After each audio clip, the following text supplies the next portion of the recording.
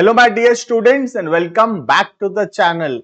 आज हम कंटिन्यू करेंगे अपना unit 1 management principles and applications का, जो कि उड़ीसा के सेमेस्टर नंबर 3 का पेपर है। अगर तुम दिल्ली यूनिवर्सिटी से बिलोंग करते हो तो दिल्ली यूनिवर्सिटी का सेमेस्टर 1 का पेपर है, और बाकी ऑल ओवर इंडिया कोई भी और कॉलेज या यूनिवर्सिटी से हो तो तुम्हारे सेमेस्टर्स में जरूर पेपर होगा मैनेजमेंट प्रिंसिपल्स एंड एप्लीकेशंस। तो कहीं से भी बिलोंग करते हो तुम आराम से इस प्लेलिस्ट से पढ़ाई शुरू कर सकते हो। पिछले क्लासेस के अंदर हम ऑलरेडी क्लासिकल थ्योरी पढ़ लिए थे, given by our two most famous authors, one is Henri Fayol and other is F W. Taylor. आज के क्लास में हम पढ़ेंगे नियो क्लासिकल थ्योरी या neo classical school of thoughts, जिसको गिवन दिया गया है by Elton Mayo. Elton Mayo को पायनियर बोला जाता है नियो क्लासिकल थ्योरी का, जो कि ह्यूमन रिलेशंस पे बेस्ड है। पर before we start the video, you can check our description. Description में ऐप का लिंक है, जरूर से डाउनलोड करके रजिस्टर कर लेना अपने आप को। वहां complete videos, notes, practice sets, important questions, doubt clearing सब कुछ करवाया जाएगा। प्लस कुछ ग्रुप्स के भी लिंक होंगे, चैनल का लिंक होगा टेलीग्राम का, उसको भी ज्वाइन कर लेना, वहां पे टाइमली अपडेट्स मिलता रहेगा। स्टार्ट करते हैं वीडियो को। वीडियो आज का नियो क्लासिकल स्कूल।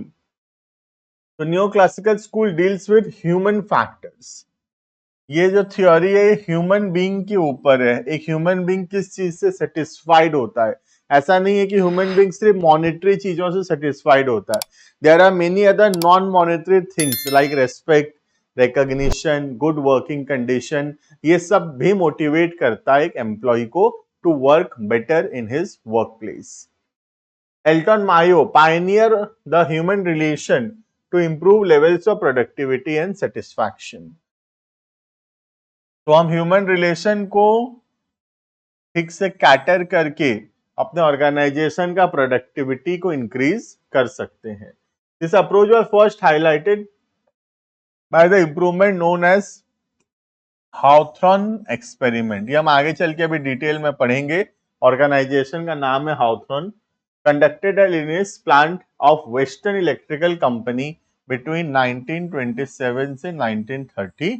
तो पहली बार इस थ्योरी को किया गया था हाउथॉर्न नाम की कंपनी में। इसके लिए इसको बोला गया है हाउथॉर्न्स experiment. Elton Mayo and Mary Parker Follett are the main contributor of human relation approach. Neoclassical approach also causes behavioral science management, which is further refined as human relation approach. तो ये जो नियोक्लासिकल है, ये दो type से हम पढ़ेंगे, दो अप्रोच पढ़ेंगे इसके अंदर। एक हो गया तुम्हारा पहला, जिसको बोलते हैं हम ह्यूमन रिलेशन अप्रोच, ठीक है। और दूसरा हम पढ़ेंगे बिहेवियरल अप्रोच।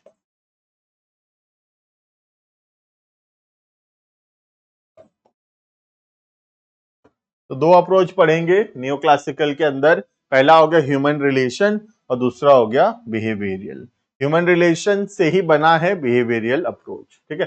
देखना, human relation movement deals with factors which encourage higher performance on the part of the worker. तो हम कोशिश करते हैं कैसे ऑर्गेनाइजेशन में वर्कर्स का परफॉर्मेंस इंप्रूव होगा।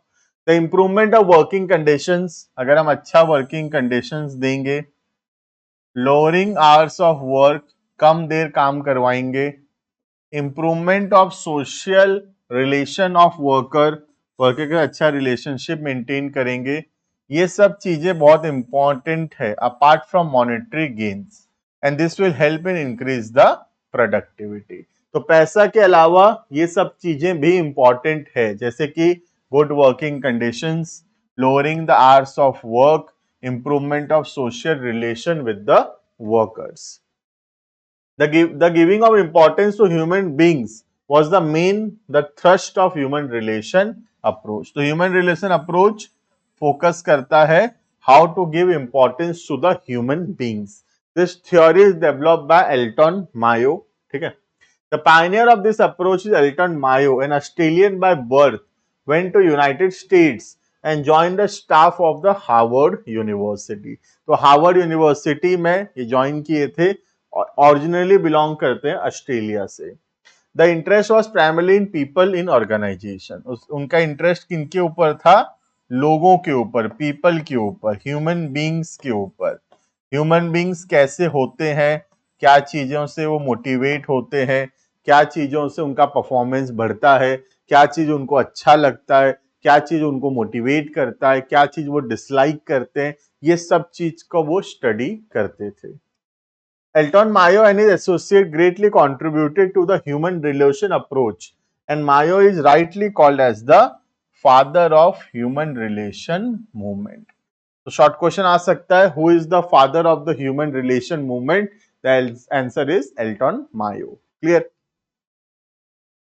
Next, Mayo is known for his work on the project which is commonly referred as, मैं तो चैप्टर के स्टार्टिंग में बता रहा था अभी वीडियो के, नाम है उसका Hawthorne studies. An extensive investigation was started in 1927 at the Hawthorne plant near Chicago of the Western Electric Company. The studies were conducted to determine the effect of better physical facilities on worker. तो ये जो study था ये analyse कर रहा था कि अगर हम वर्कर्स को बेटर फैसिलिटीज देंगे, गुड वर्किंग कंडीशंस देंगे, तो क्या उनका प्रोडक्टिविटी उससे इंक्रीज होगा। A number of experiments were conducted on the workers to find out the impact of different situations on their efficiency. Mayo was the first person to advocate for the understanding of workers problem. Mayo पहला व्यक्ति था जो workers को समझता था, workers के problem को समझता था। In the context of growth of science and technology, he wanted the management to understand the problem of workers. वो चाहते थे कि वर्कर्स के प्रॉब्लम को समझा जाए और बेस्ट एफर्ट किया जाए उसको ठीक करने का। क्लियर है? तो ये स्टडी का बेसिकली ये अप्रोच था कि अगर हम वर्कर्स को बेटर वर्किंग कंडीशंस देंगे तो क्या उनका परफॉर्मेंस उससे इंप्रूव होगा, ये चेक करने के लिए स्टडी किया गया था। और ये स्टडी के कंक्लूजन में ये पाया गया कि अगर अच्छा वर्किंग कंडीशंस दिया जाए, अच्छा बिहेवियर रखा जाए वर्कर के साथ, अच्छा रिलेशन मेंटेन किया जाए वर्कर के साथ, तो वर्कर का जो परफॉर्मेंस है, उसका जो एफिशिएंसी है वो इंप्रूव होगा। Clear? Workers are not simply cogs in a machinery. ये थ्योरी बोलता है कि वर्कर्स कोई पार्ट ऑफ द मशीन नहीं है। वर्कर्स का फीलिंग होता है, मशीनरीज का फीलिंग नहीं होता, बट वर्कर्स का फीलिंग्स होता है। The employee's moral, both individually and in groups, could have significant effect on productivity. एक एम्प्लॉय का मोरल बहुत ज्यादा प्रभावित करता है उसके प्रोडक्टिविटी को। अगर वो मोरली सही बिहेव कर रहे हैं हम उसके साथ, तो उसका प्रोडक्टिविटी बढ़ेगा। लेकिन अगर हम इमोरल बिहेवियर कर रहे हैं उसके साथ, या एम्प्लॉय का मोरल बहुत डाउन है, हम उनसे अच्छे से बात नहीं करते, उससे अच्छे से बिहेव नहीं करते, तो फिर उनका प्रोडक्टिविटी भी बहुत डाउन रहेगा। ठीक? Manager should adopt a more people oriented approach. हमको हमेशा लोगों पे ध्यान देना चाहिए, लोगों को सोचकर, ह्यूमन बींग्स का, एम्प्लॉय का सोचकर सारा डिसीजंस लेना चाहिए।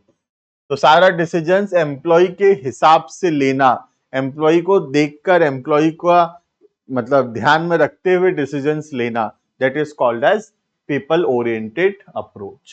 By recognizing the people are essentially social beings and not merely economic beings. As social beings, they are the members of a group, and hence the management should understand the group attitude. Workers अकेले क्या चाहते हैं वो तो समझना जरूरी है ही, workers in a group collectively क्या चाहते हैं वो भी समझना जरूरी है। And the psychology also while finding solutions to the routine problems. तो कोई भी प्रॉब्लम का सॉल्यूशन सोचने से पहले हमको ग्रुप का एटीट्यूड समझना जरूरी है। मतलब ऑर्गेनाइजेशन के जो employees as a group, what they want, this must be understood, right? Next, Hawthorne experiments were criticized for the lack of scientific and vigorous research. तो हर चीज में मतलब क्रिटिसाइज करने वाले तो पहुंच ही जाते हैं ना। तो पहला क्रिटिसिज्म है कि एक्सपेरिमेंट ज्यादा नहीं किया गया है, second, the experiment too narrow to warrant generalisation, एक ही प्लांट में एक्सपेरिमेंट किया गया है तो बहुत नैरो है ये एक्सपेरिमेंट, इससे कंक्लूजन नहीं करना चाहिए. Despite this observation, Mayo's work was a turning point in the development of management thought. ये क्रिटिसिज्म के बाद भी लोगों का जो मेंटालिटी है एम्प्लॉइज के तरफ वो बहुत ज्यादा चेंज हुआ था due to this theory of Elton Mayo. Hawthorne studies brought out the following observations. पहला, the impact of social factors was visible on the productivity of worker. Second, informal work groups have great influence and productivity and attitude.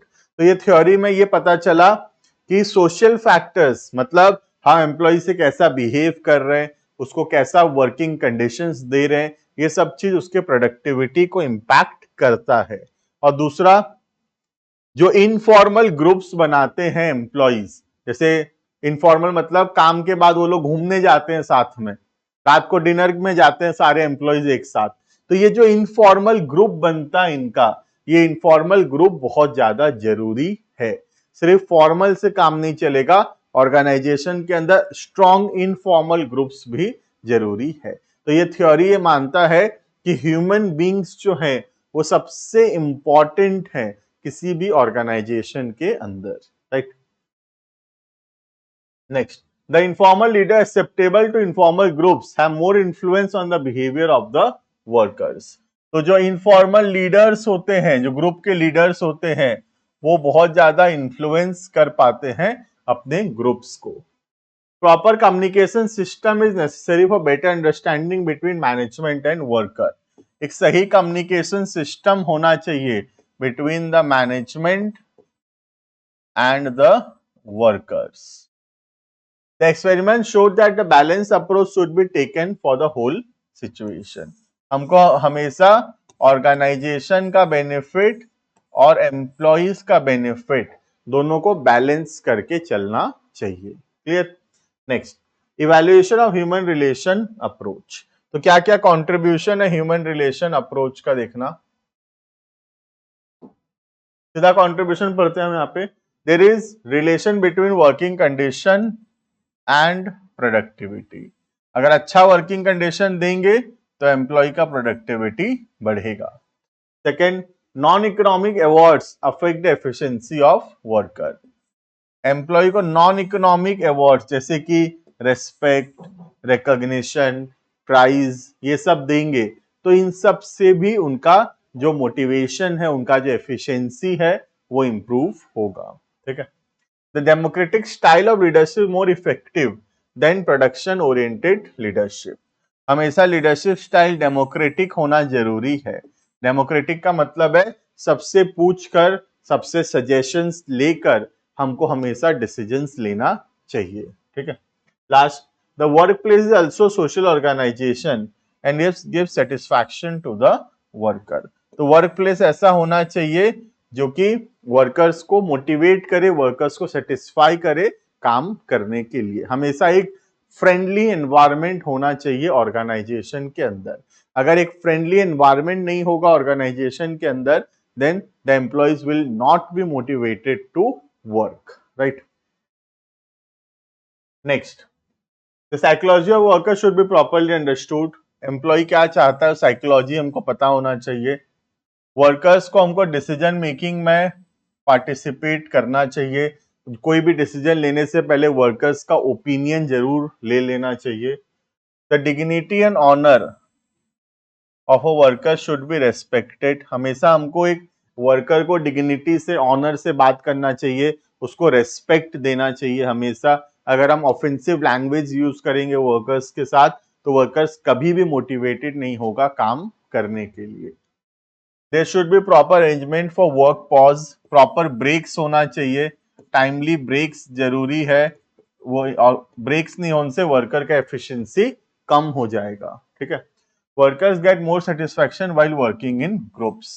तो हमेशा हमको कोशिश करना चाहिए कैसे हम एक अच्छा ग्रुप एनवायरनमेंट क्रिएट करें, क्योंकि एम्प्लॉय हमेशा मोटिवेटेड होते हैं जब वो ग्रुप में काम करते हैं. तो क्लियर है. नेक्स्ट, कुछ लिमिटेशंस हैं इस अप्रोच के. देखना, human relation approach suffers from the following limitations. First, this approach gives more attention, कि ज्यादा इंपॉर्टेंस देता है ह्यूमन फैक्टर्स को और बाकी फैक्टर्स को उतना ध्यान नहीं देता. Second, the person working organise do from social groups but not a family. Social groups तो बन सकता है but obviously they can not be a family, right. Third, all employees may not be satisfied. हो सकता है हर कोई खुश ना हो नॉन इकोनॉमिक इंसेंटिव से. कुछ लोगों को पैसा से ज्यादा मतलब होता है, बाकी चीजों से फर्क नहीं पड़ता. तो जो लोग ऐसे हैं जिनको पैसा ही चाहिए और कोई चीजों से फर्क नहीं पड़ता, वो लोग इस थ्योरी से मोटिवेट नहीं होंगे, right. It may not be possible to assume that everybody is happy in informal groups.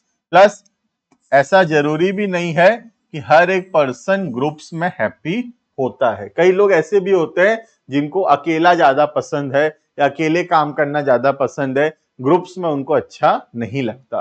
तो ऐसे लोग भी होते हैं. तो ये थ्योरी उन लोगों के ऊपर फिर काम नहीं करेगा. बात समझ में आ रहा है? तुम भी देखे होगे कई सारे लोग, तुम्हारे दोस्त लोग भी होते हैं, जैसे 20 लोग हैं तो उसमें 15-17 लोग ऐसे होंगे जिनको ग्रुप में अच्छा लगता है और 2-3 लोग ऐसे भी होंगे जरूर जिनको ग्रुप्स उतना अच्छा नहीं लगता, अकेले इंडिविजुअली उनको ज्यादा पसंद आता है, राइट. तो ऐसे लोग अगर होंगे जिनको ग्रुप्स उतना पसंद नहीं है, तो फिर ये ह्यूमन रिलेशन थ्योरी उनके ऊपर वर्क नहीं करेगा. क्लियर है? ये था ह्यूमन रिलेशन अप्रोच. एक और छोटा सा अप्रोच है जो ह्यूमन रिलेशंस को ही फर्दर रिफाइन करके बना है, जो है बिहेवियरियल अप्रोच, जो बताता है एक एम्प्लॉइज का बिहेवियर वो किन चीजों से मोटिवेट होता है. ठीक है, देखना, behavioral science movement is regarded as further refinement of the human relation approach. It covers wider aspects in interpersonal roles and responsibilities. तो ह्यूमन रिलेशन का वाइडर कॉन्सेप्ट है बिहेवियरल साइंस. मतलब जो ह्यूमन रिलेशन है थोड़ा नैरो अप्रोच है और behavioural science थोड़ा ब्रॉडर एस्पेक्ट कवर करता है. It laid emphasis on the application of the methods and findings of general and social psychology. Employee का क्या साइकोलॉजी है इसको फाइंड आउट करने में हेल्प करता है बिहेवियरल अप्रोच, और क्या sociology, understanding the organisational behaviour. तो ये वाला थ्योरी कोशिश करता है कि एम्प्लॉयज का कैसा बिहेवियर है, कि क्या साइकोलॉजी एक एम्प्लॉय का, एक एम्प्लॉय क्या चाहता है, वो क्या चीजों से मोटिवेट होता है, क्या चीज उसको पसंद है, क्या चीज उसको नहीं पसंद है, ये सब फाइंड आउट करने का कोशिश करता है behavioural science approach. The important aspect of behavioural approaches were, पहला मोटिवेशन ऑफ एम्प्लॉय, कोशिश करता है मोटिवेट करने का एम्प्लॉय को उनका साइकोलॉजी को समझ के. Organisation as a social system, social मतलब सब कोई मिलजुल कर एक होकर काम करना. लीडरशिप स्टाइल फाइंड आउट करने में हेल्प करता है कि एम्प्लॉय को कौन सा स्टाइल ऑफ लीडरशिप पसंद है. There are various style of leadership like democratic style of leadership, autocratic style of leadership. तो एम्प्लॉय को कौन सा लीडरशिप स्टाइल पसंद है ये फाइंड आउट करने का कोशिश करता है. बेटर कम्युनिकेशन सिस्टम एस्टैब्लिश करने का कोशिश करता है. And employees development bye upgrading the employees and managerial skills. Employees को हमेशा अपग्रेड करने का कोशिश करता है, उनके बिहेवियर को समझ के उनके स्किल्स को अपग्रेड करने का कोशिश करता है, सो दैट उनका एफिशिएंसी बढ़े. ठीक है, बहुत सारे ऑथर्स ने कंट्रीब्यूट किया है, जैसे कि अब्राहम मैस्लो.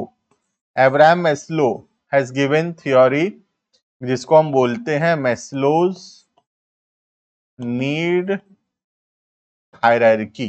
ठीक है, पढ़ेंगे हम आगे चल के.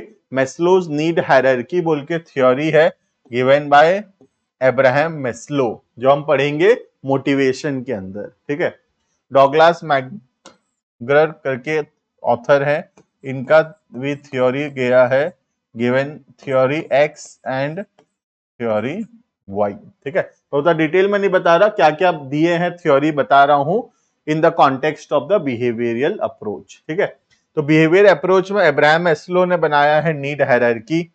इन्होंने बनाया theory X and theory Y, ठीक है। रेंसिस लिंकट ने बनाया है लीडरशिप स्टाइल्स। कौन कौन सा लीडरशिप स्टाइल है, क्या क्या लीडरशिप स्टाइल कौन कौन से सिचुएशन में वर्क करेगा, ठीक है। बर्नर्ड ने बनाया है communication and leadership related theories, ठीक है। तो ये सारा ऑथर ने कुछ कुछ कंट्रीब्यूशन दिया है related to the understanding the behaviour of the employee. एक एम्प्लॉय का कैसा बिहेवियर है, क्या चीज उसको अच्छा लगता है, क्या चीज उसको पसंद नहीं आता, इन सब के ऊपर कुछ थ्योरीज दिए गए हैं बाय डिफरेंट ऑथर्स। जैसे मोटिवेशन में थ्योरी दिया गया है मैस्लोज नीड हायरार्की या theory X and theory Y करके। लीडरशिप में थ्योरी दिया गया है इनके द्वारा, एंड कम्युनिकेशन में थ्योरी दिया गया है बर्नेट के द्वारा। क्लियर है ये? तो this was all about behavioural science approach. Exam में ये थोड़ा आने का चांसेस कम है, थोड़ा हम लोग अगर एक एक पैराग्राफ भी समझ लेंगे नियो क्लासिकल थ्योरी क्या होता है और उसके अंदर ह्यूमन रिलेशन एक पैराग्राफ लिख पाएंगे और बिहेवियरल अप्रोच अगर एक पैराग्राफ लिख पाएंगे तो this will be more than enough. Clear है?